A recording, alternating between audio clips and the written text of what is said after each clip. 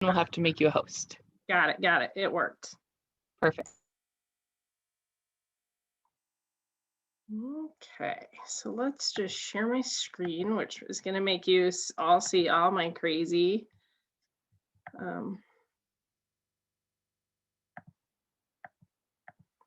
All right, does that look right? Look like everybody can see it? Great.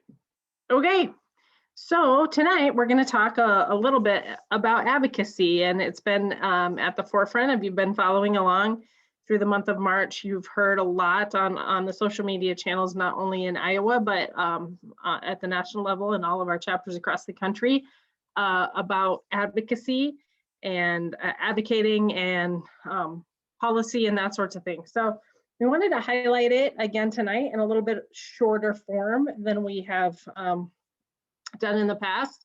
So I'm just going to go over some advocacy things, some opportunities that you have, but really when we get to the meat of it, we want to just talk about how important our stories are and how turning our stories into conversations can impact policy and in turn impact members of our community. So what is policy? So policy is simply what a government does or does not do about a problem that comes before them. And so when we say government, we tend to think big government, right? We think Congress, we think Washington, D.C., we think the House and the Senate and the president. But government comes in all kinds of forms. So county government, city government, school boards, even policy, in your community organizations. Any rule or process that is made into rule that impacts how others behave or are affected or supported is in essence public policy. So you can imagine when you think of it in those terms how really important it is to everyone, not just members of the Spina Bifida community, but everyone. And the thing about policymaking is it's ongoing. It's always evolving. It doesn't have a clear beginning or a clear end.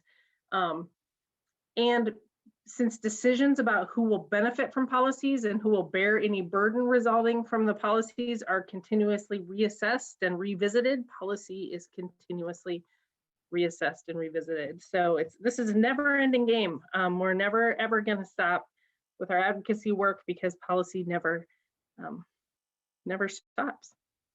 So how exactly then does policy impact me? So I love this is a Sycamore Institute of Tennessee, and they do a lot of state level policy work in Tennessee, but I think that this graphic speaks so eloquently to how policy can impact each of us fundamentally as humans. And so when you think about it, everything really has to do with our health, right? Our health and our well-being, no matter what, education, safety, accessibility, healthcare, everything has to do with our well-being. So public policy really fosters well-being. That's what it does. So if you look at like the creation and regulation of public goods, if you think about roads or transportation infrastructure, that impacts all of us, how we get to and from school, how we get to and from work, how we move about in the community, and whether we can drive or not. So, if that public policy impacts transportation for those of us who have transportation needs, the regulation of natural resources. So a lot of that is really to prevent harm, right? To make sure that our air is clean and our water is clean, which ultimately impacts the well-being of all of us. Any requirements or mandates to protect citizens. The seatbelt law is a great example of this. Mandating seatbelt, gun control, those kinds of things. That policy impacts, sets in mandates or requirements that will impact the better of the community. Direct support. Public policies can provide direct support in the way that drives health and well-being. So if you think about, let's think of an example that's applicable to us. So any sort of public assistance. So when you think about the ill and handicapped waiver in the state of Iowa, when you think about disability services, Medicare and Medicaid, the CCO option, all those kinds of things offer direct support to individuals and have an impact on their well-being. And then finally, the creation of opportunities and incentives. And when you think about this in terms of the spina bifida community, it really is those policies that create a clearer path for our community towards employment, towards education, that make things easier for them. So the IDEA Act is a good example of an opportunity or incentive, supporting public schools, special education in public schools, accessibility, and those kinds of things. So when you really think about these 5 things that public policy does, there's not one of them that doesn't impact each and every one of us. So that's why it's so important, and it's important that no one sits on the bench when we talk about this. So if you think about it, those are broad examples, but let me give you an example of some of the work, the advocacy work that has been done and how it's directly impacted individuals with spina bifida. So this is a good example. For the last 4 years, we have been advocating on a federal level for increased funding for the spina bifida program, which is housed within the Centers for Disease Control. And it's where a lot of the research into the care of individuals with spina bifida comes from. It funds the registry where we can gather information to create standards and create better healthcare and all kinds of different standards for individuals with spina bifida. So we advocated that this program have an increase in funding. An increase in funding means they can do more work on behalf of the community. So last year, the Appropriations Committee increased funding by $1 million. So this is in the actual bill, the appropriations bill. It states right in there, this is cut and pasted right from the bill. The committee provides $7 million, which is a $1 million increase to support the Spina Bifida Clinical Care Monitoring and Tracking Program, which works with the National Spina Bifida Registry. We've heard that a ton probably if you've been listening to anything we've been doing, to guide the healthcare community in the best treatment options for people living with spina bifida. Further, the committee encourages the CDC to continue dissemination of information to clinicians, parents, and families living with spina bifida. So you know what that turned into? All that work and the increase in funding turned into the screenshot you see below, SBA's guidelines for care of the individuals with spina bifida.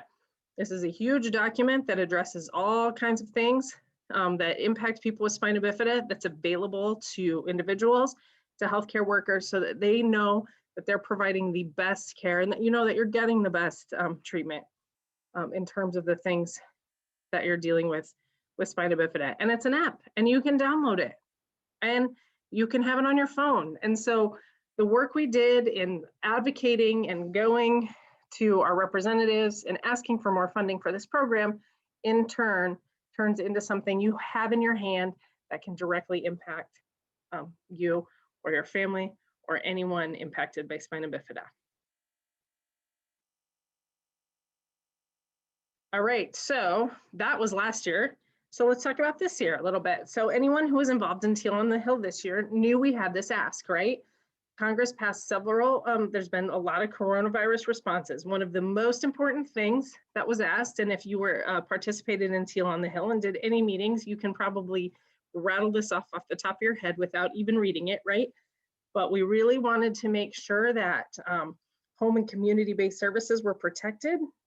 We wanted to make the money follow the person program permanent so that individuals get back into their homes and not necessarily into facilities, and that they have the funding support to do that. We wanted them to support paid leave for caregivers, and then really importantly, we wanted Congress to pass the All Dependent Children Count Act so that any adults with disabilities who are claimed as dependents still got payments under the COVID Relief Act. And so we all said this. We said this in 70 some meetings, and then by the next week, this passed with the COVID relief bill passed with this language in it, and there you go. So Those are the things that we do at a federal level that really directly impact those of us affected by spina bifida. So really, what else is there? So, we've talked about the things we've done at a federal level, and we've really focused on federal level. But a lot of what happens to what impacts individuals with spina bifida happens at a state level, right? When you think about Medicaid or disability or waivers or those kinds of things, education accessibility, education funding, those kinds of things are really, those decisions are made at a state level. So state advocacy is just as important and sometimes more important depending on the situation than federal. And so those are opportunities to interact with your state level representatives. There's county things. A lot of times county things have to do with roads, right? With infrastructure, with curb cuts on sidewalks, those kinds of things. School districts. I bet there's a lot of people who've already done a lot of advocacy work with school districts, and you don't even realize that's what you're doing. But in every IEP meeting, in every conversation that you have with people at your school, that's advocating. That's telling your story and ensuring that the people making the decisions take those stories into considerations when they put policies and processes into place. So when you're thinking about how you advocate, you really want to tell your story, right? You want to know your audience and prepare based on that.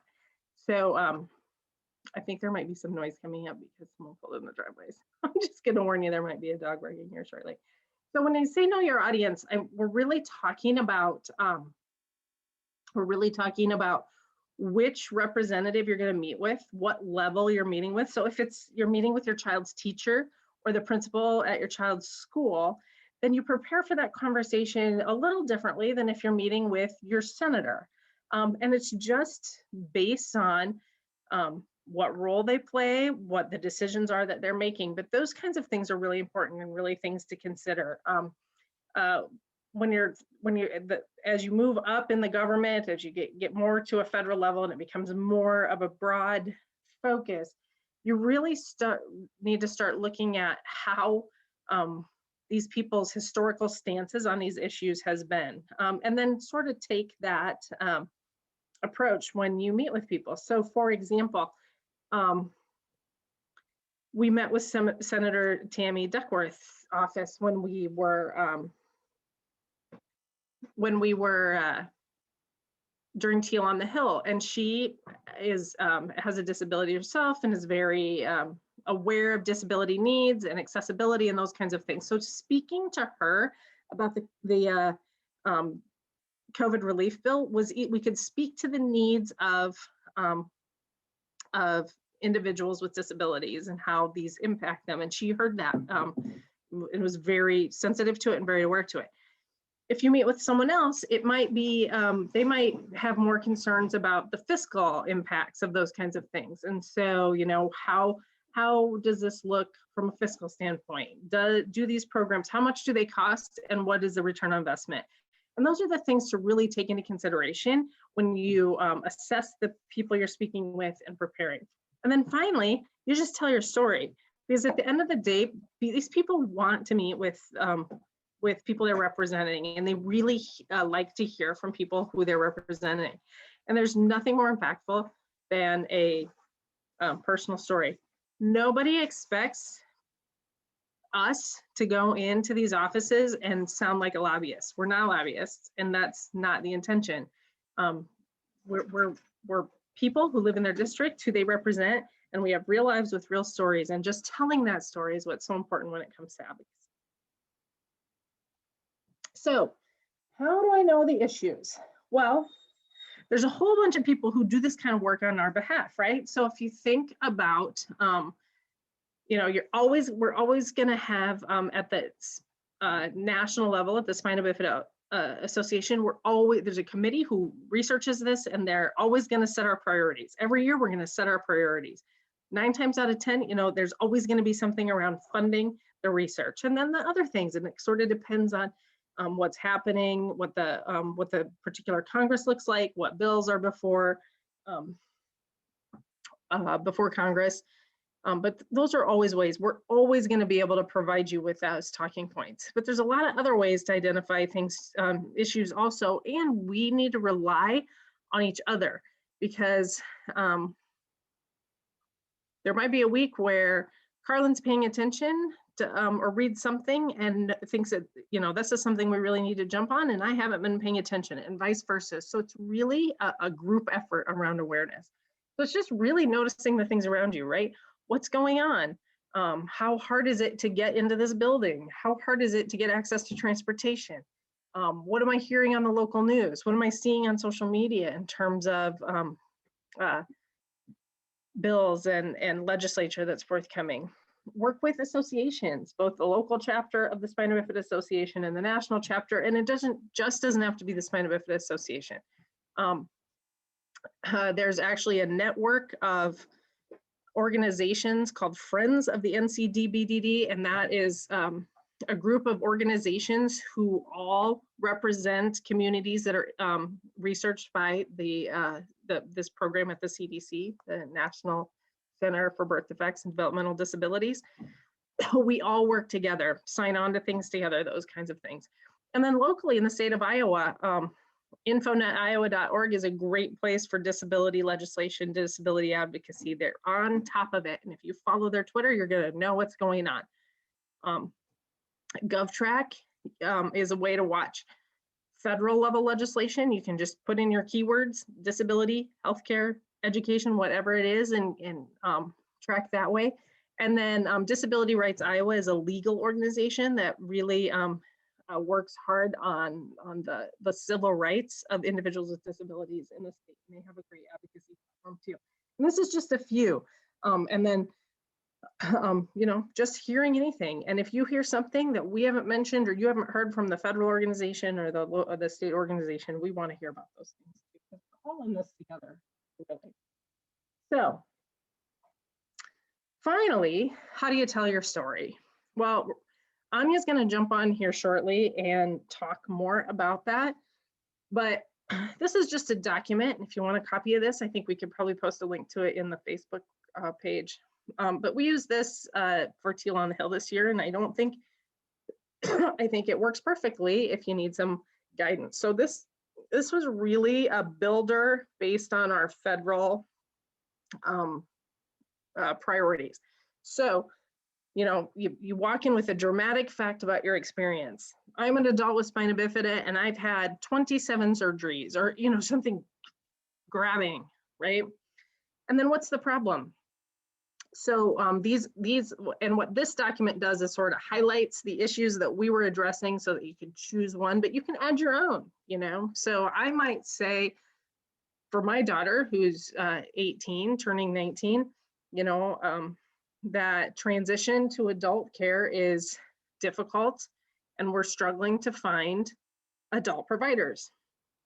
And then I'll talk about the facts and what those things that are happening, what are the facts around our ask, right? So we know that transition to adult care is a difficult subject, but through the registry and through the work being done at the CDC and the National Spina Bifida Program, they're creating networks of physicians who have expertise in this, yada, yada.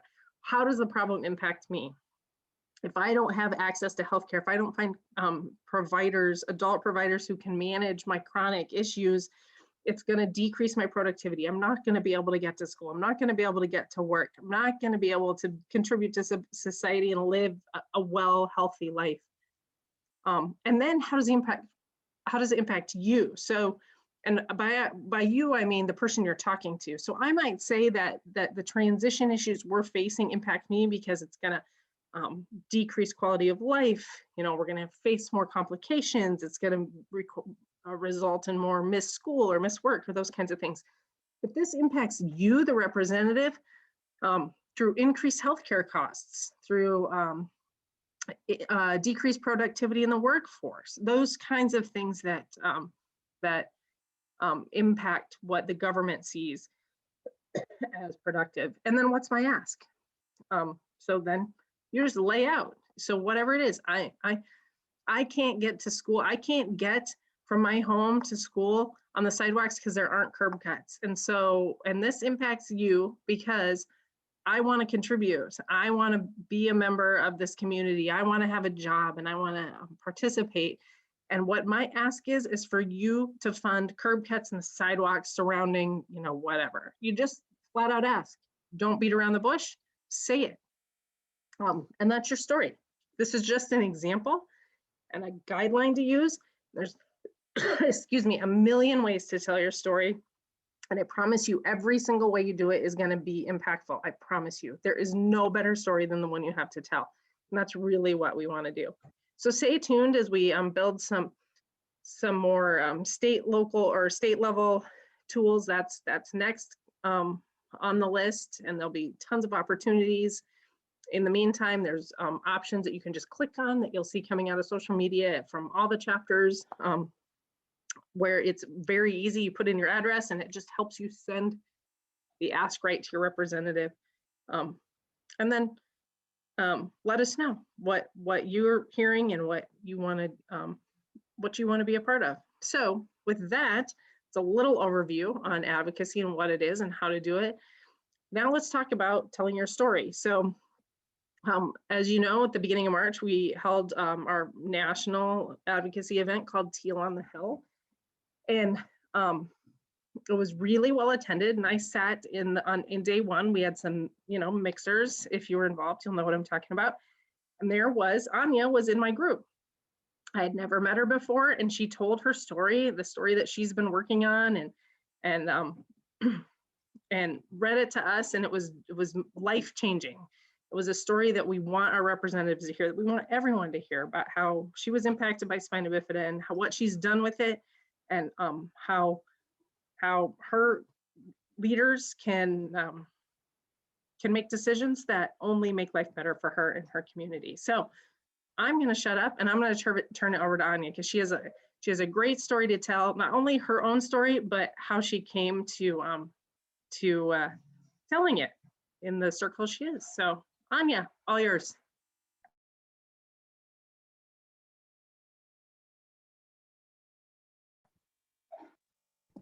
And do you just want to tell me when to flip the slide?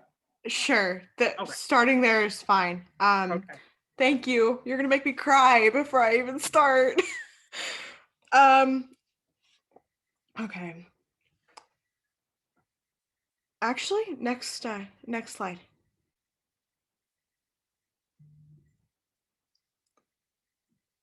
There's no way she's going to make it past 6 months old. And even if she does, she won't ever be able to do anything for herself. She's just going to be a burden on your family and the rest of society. It's not worth it. Just abort her. Imagine being a first-time parent and hearing that from numerous doctors.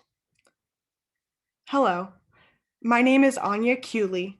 I am from Southern California.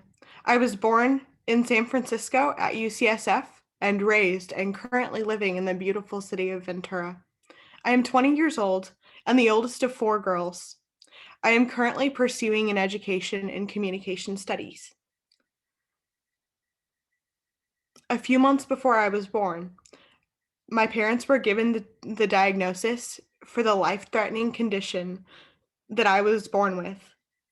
On November 22nd, 2000, I was born at 11 a.m. via C-section with spina bifida, myelomeningocele level L5S1, as well as hydrocephalus resulting from Chiari malformation. This is undoubtedly a lot of medical terminology and news in general for any first-time parent to have to take in.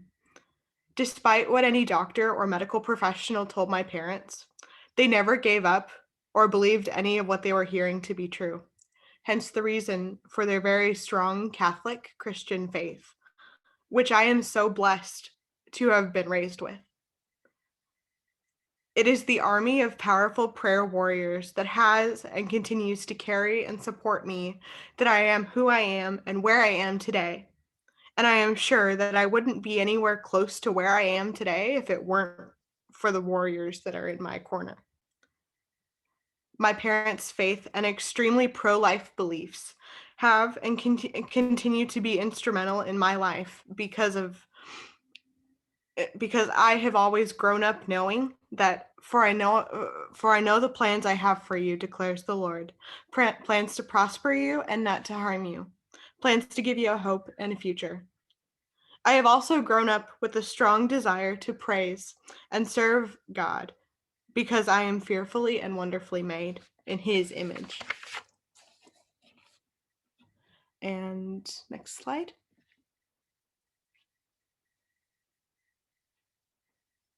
Maybe one more. There we go. Okay. From a young age, I've been very well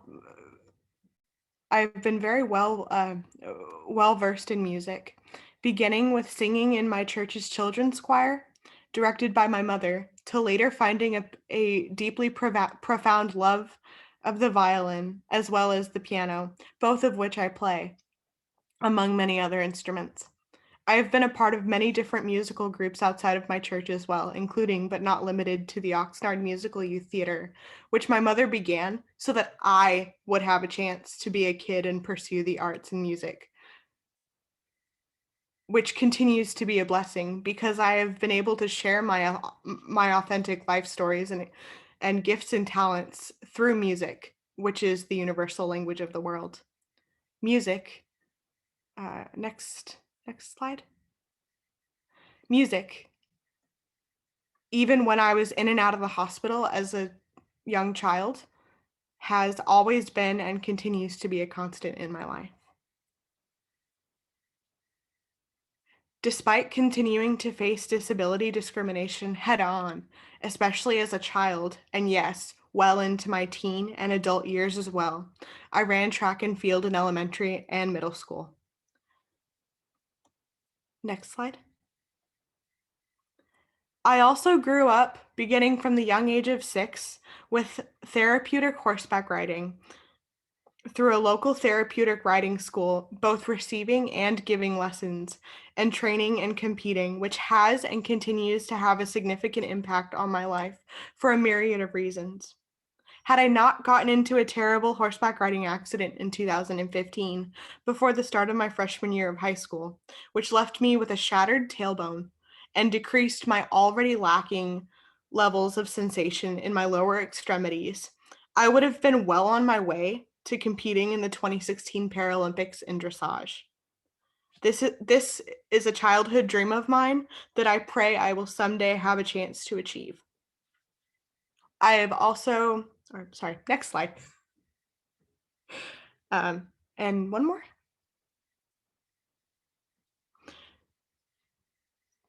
I have also found my place in wheelchair sports through the Angel City Sports and the Special Olympics of Southern California. The Painted Turtle, under the Serious Fun Children's Network, founded by Paul Newman, is one of many others on this list as well. And I listed all of these because the knowledge of and access to these programs made a measurable impact on not only my quality of life, but my family's as well. This is another way in which I've been able to use my gifts and talents to empower others to do the same by sharing my authentic life stories. I have had many successes, however, I have faced many challenges, such as disability discrimination from a job market perspective in California. We cannot accommodate your needs is something I've often heard, especially as an eager transitioning adult. The roadblock I have and continue to encounter is all or nothing. So either I keep my benefits and stay unemployed, or choose freedom, get a job, and lose the support system that I would still need. When I was younger, my mother knew all the ins and outs of the system and all the benefits and resources available to me. But as I got older, she became so emotionally detached and exhausted that she was unable to help me maneuver the system. Trying to find a social worker in the early and pre-stages of COVID-19 took an act of mercy on the part of the clerk at the CalFresh office, who risked her job to help me navigate the labyrinth that is the that is the Department of Social Services, with no map to help me get through the maze at only 19 years of age. This journey hasn't been easy, but God continues to make it possible. Despite the challenges I have faced, it is because of my family and friends that have stuck by my side in and through so much that I have achieved all that I am, and that I am a stronger person than I was yesterday. And I look forward to meeting the person who I am yet to become. Next slide. And one more. Although my advocacy journey has just begun, I am eternally grateful for Diane, Megan, Christina, Donna, and the Spina Bifida Association for being an integral part of my journey, and for recognizing that I have a dream of changing the world through advocacy and empowerment, one authentic story at a time.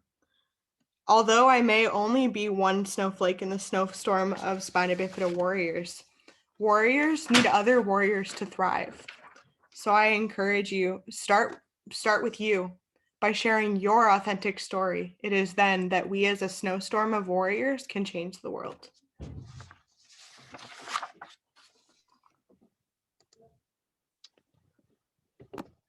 Wow, Anya, thank you. You've left me a little bit speechless, but thank you so much for sharing your story with us. And for those of you that are listening in, you can tell how impactful Anya's story is, and what she's doing is just sharing her experiences and her life experiences, which is what Megan was talking about at the beginning. So I have added the story builder template into the chat here of this Facebook Live if you want to check it out and start working towards building your own story. And we'd love to have you share it with us as you build it. You can reach out to Carlin or anyone else on the board if you'd like to share that with us. So thank you again, Megan and Anya, for sharing with us tonight. I would like to remind everyone that our Education Day, which will be virtual, is coming up on April 17th. There will be postcards coming out soon, as well as emails and events for you to RSVP to. But we're going to have a little bit of a two-part Education Day this time.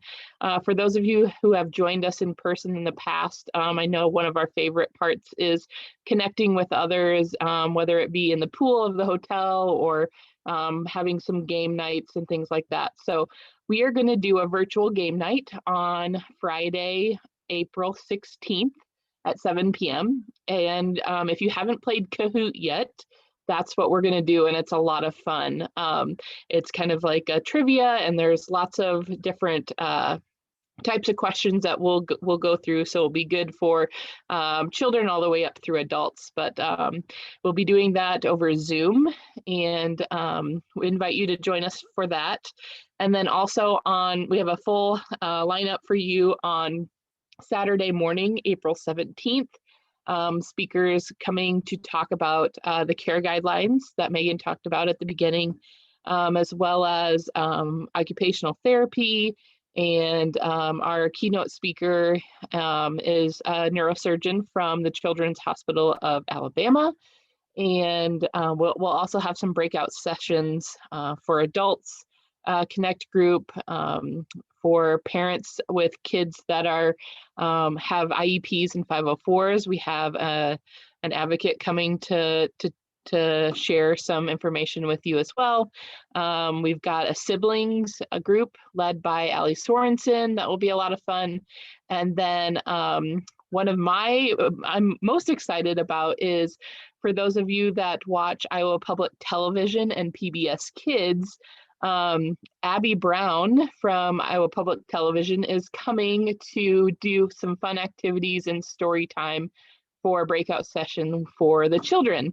So it can be children with spina bifida or children that want to listen in on there versus going to the sibling event or breakout session. So exciting things coming up. Make sure you check your mail. We'll have registration opening soon on our website, and we look forward to connecting with you for Education Day, April 16th and 17th. With that, I hope everyone has a great evening, and please let us know if you have any questions for tonight's speakers. Thank you again.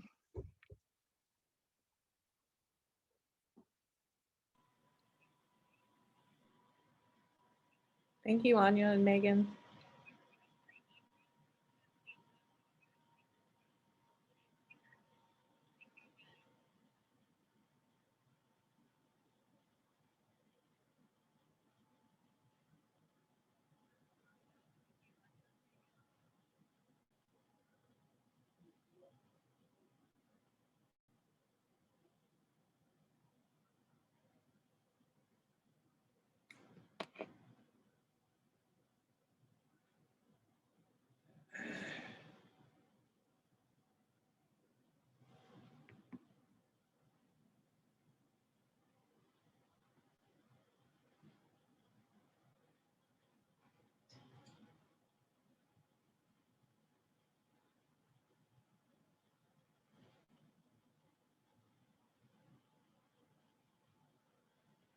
Alrighty, that was awesome. You guys did awesome. I just killed the live stream, so. Perfect. Anya, great job. Thank you. Thank you both. Oh, so good. I enjoyed hearing your story again. I heard it the other time, but it was second time's a charm. So. Oh, I'm hoping third time's the extra charm. By the time you've done it 200 times. I'm actually a keynote. I've been asked to keynote for New York. Nice. I'm gonna be a keynote for. So I'm missing the adult or the next adult education day for my state. Yes, to do this. For California. May 15th is Spinani's walk and roll, and I've been and I met with Julia the other day, and she's asked me to be a keynote for their walk and roll. So nice. I'm gonna be a keynote for the walk. That's exciting. So news that I was going to tell you anyway, Megan. That is awesome. And there's such a great organization like that Northeast New York. That's going to be fun. Although it'll be like, what time of the day is that? My gosh, you're 4 hours difference or 3, right? We're 3 hours difference. So I think my day starts at 6 a.m. Yeah. Like it'll start at 6 a.m. Julia is trying to remedy that so that we can have a lot of the so that I can meet with her on Zoom previously. Right. So that maybe I don't have to be up at 6 a.m. Not that I wouldn't be up at 6 a.m. for anything SBA related. I was gonna say, you probably won't be able to sleep anyway, so probably won't matter, right? Knowing me. Anya, what day is that? May 15th. May 15th. Well, as you were talking, when Ashley started talking about our education day, I started thinking that maybe we should ask you to come to our education day and talk to our young adults. We have a session just for young adults, and and the ones that participate usually are kind of good at already telling their story or knowing how to tell their story. But what I was thinking is if you could talk about kind of more like the leadership aspects of what you're doing as a volunteer. And, because it can't just be about telling your story, but what can you do with your story, basically, so just going a Yeah. little bit deeper, which is what you're doing just by Mhm. talking to us tonight, and empowering people like you to develop their story and tell it, and what a difference Yeah. you can make, and how to do it, also without being asked or always having to, do it as Prepare. part of, do it as part of an event or something. So Right. When is your it's April 17th, and okay? the breakouts are at, Megan, you remember what time? Nope. I like 10:30. Is it their morning, right? Yeah, I think it's 10:30 to 11:30. So So it'd be like be 8:30. 8:30 your time. I can do that. You can do that? I can do that. That would be Great. awesome. Monica still is also doing a panel. Oh, I love Monica. I love Monica. She's That's so what- great. I'm really good at throwing folks like you under the bus. You wouldn't believe it. And